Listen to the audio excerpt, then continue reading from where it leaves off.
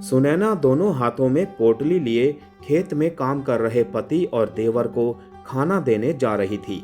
उसे जब भी समय मिलता तो वो पति और देवर के साथ खेत के काम में जुट जाती थी। अपनी ही धुन में वो पगडंडी पर तेज कदमों से चली जा रही थी।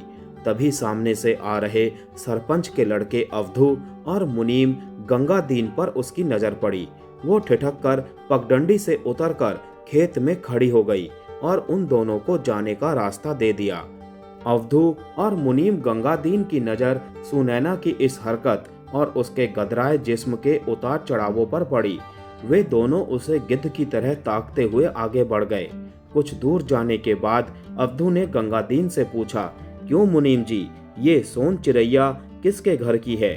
ये तो सुखिया की बहू है, जा रही होगी खेत पर अपने पति को खाना पहुंचाने। सुखिया अभी 2 महीने पहले ही तो मरा था। 3 साल पहले उसने सरपंच जी से 8,000 रुपए उधार लिए थे। अब तक तो ब्याज जोड़कर 17,000 रुपए हो गए होंगे। अवधू की आदतों से परिचित मुनीम गंगादीन ने मस्केबाजी करते हुए कहा, लाखों का हीरा, फिर भी इतना कर्ज? आखिर हीरे की परख तो जौहरी ही कर सकता है ना? अवधू ने कुछ सोचते हुए पूछा, और मुनीम जी, कैसी है तुम्हारी वसूली? तकाजा चालू है बेटा। जब तक सरपंच जी तीर्थ यात्रा से वापस नहीं आते तब तक इस हीरे से थोड़ी बहुत वसूली आपको ही करा देते हैं।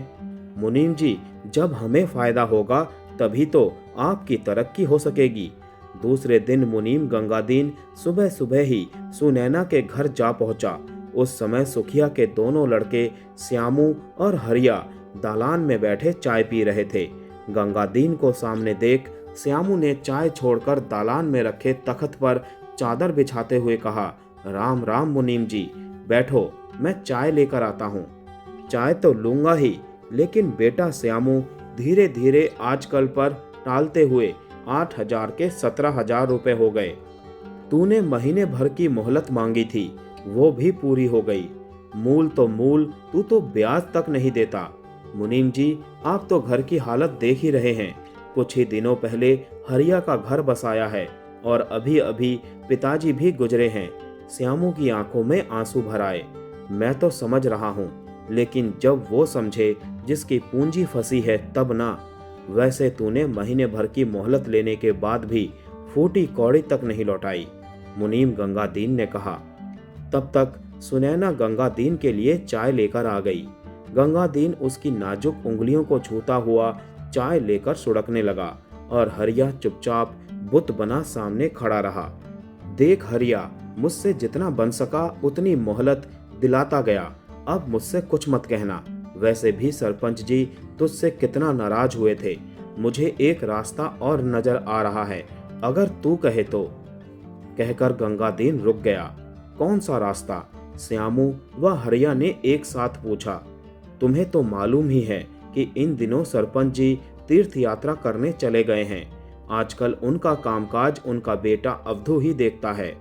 वो बहुत ही सज्जन और सुलझे विचारों वाला है। तुम उससे मिल लो, मैं सिफारिश कर दूंगा। वैसे तेरे वहां जाने से अच्छा है कि तू अपनी बीवी को भेज दे। औरतों का असर उन पर जल्दी पड़ता है। किसी बात की चिंता ना करना, मैं वहां रहूंगा ही। आखिर इस घर से भी तो मेरा पुराना नाता है।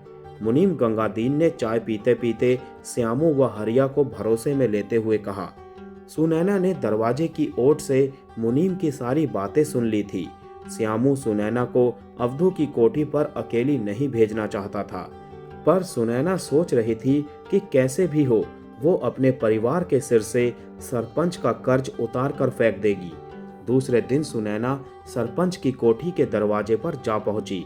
उसे देखकर मुनीम गंगादीन ने कहा, बेटी अंदर आ जाओ। सुनैना वहां जाते समय मन ही मन डर रही थी, लेकिन बेटी जैसे शब्द को सुनकर उसका डर जाता रहा। वो अंदर चली गई। मालिक, ये है सुखिया की बहू। 3 साल पहले इसके ससुर ने हमसे 8,000 रुपए कर्ज लिए थे, जो अब ब्याज समेत 17,000 रुपए हो गए हैं। बेचारी कुछ और मोहलत चाहती है। मुनीम गंगादीन ने सुनैना की ओर इशारा करते हुए अवधू से कहा, जब 3 साल में कुछ नहीं चुका पाया तो और कितना समय दिया जाए? नहीं नहीं, अब और कोई मोहलत नहीं मिलेगी। अवधू अपनी कुर्सी से उठते हुए बोला, देख, ऐसा कर, ये कान के बूंदे बेचकर कुछ पैसे चुका दे। अवधू सुनैना के गालों और कानों को छूते हुए बोला, और हाँ, तेरा ये मंगलसूत्र भी तो सोने का है। अवधू उसके उभारों को छूता हुआ मंगलसूत्र को हाथ में पकड़कर बोला। सुनैना इस छुअन से अंदर तक सहम गई। फिर भी हिम्मत बटोरकर उसने कहा, ये क्या कर रहे हो छोटे ठाकुर? तुम्हारे गहनों का वजन देख रहा हूँ। तुम्हारे इन गहनों से शायद मेरे ब्याज का एक हिस्सा भी पूरा ना हो। कहकर अवधू ने सुनैना की दोनों बाजुओं को पकड़कर हिला दिया। अगर पूरा कर्ज उतारना है तो कुछ और गहने लेकर थोड़ी देर के लिए मेरी कोठी पर चली आना। अवधू ने बड़ी बेशर्मी से कहा, हाँ, फैसला जल्दी से कर लेना कि तुझे कर्ज उतारना है या नहीं। कहीं ऐसा ना हो कि तेरे ससुर के हाथों लिखा कर्ज का कागज कोर्ट में पहुंच जाए। फिर भेजना अपने पति को जेल। खेत घर सब नीलाम कराकर सरकार तेरी रकम मुझे वापस कर देगी और तू सड़क पर आ जाएगी। सुनैना इसी उधेड़बुन में डूबी हुई पगडंडियों पर चली जा रही थी। अगर वो छोटे ठाकुर की बात मानती है तो पति के साथ विश्वासघात होगा। अगर वो उसकी बात नहीं मानती तो पूरे परिवार को दर दर की ठोकरें मिलेंगी। कुछ दिनों बाद मुनीम गंगादीन फिर सुनैना के घर जा पहुंचा और बोला, बेटी सुनैना, कर लिया फैसला? क्या अपने गहने देकर ठाकुर का कर्ज चुकाएगी? हाँ, मैंने फैसला कर लिया है। बोल देना छोटे ठाकुर को कि मैं जल्दी ही अपने कुछ और गहने लेकर आ जाऊंगी कर्जा उतारने। उससे ये भी कह देना कि पहले कर्ज का कागज लूंगी, फिर गहने दूंगी। ठीक है, वैसे भी छोटे ठाकुर सौदे में बेईमानी नहीं करते। पहले अपना कागज ले लेना। फिर वहीं खड़े खड़े सुनैना के पति और देवर यही सोच रहे थे कि शायद सुनैना ने अपने सोने और चांदी के गहनों के बदले पूरा कर्ज चुकता करने के लिए छोटे ठाकुर को राजी कर लिया है। उन्हें इस बात का जरा भी गुमान ना हुआ कि सोने चांदी के गहनों की आड़ में वो अपनी इज्जत को दांव पर लगा करके परिवार को कर्ज से छुटकारा दिलाने जा रही है। और देख गंगादीन, अब मुझे बेटी बेटी ना कहा कर। तुझे बेटी और बाप का रिश्ता नहीं मालूम है। बाप अपनी बेटी को सोने चांदी के गहनों से लादता है, उसके गहने उतरवाता नहीं है। सुनैना की आवाज में गुस्सा था। दूसरे दिन सुनैना एक रुमाल में कुछ गहने बांधकर अवधू की कोठी पर पहुंच गई।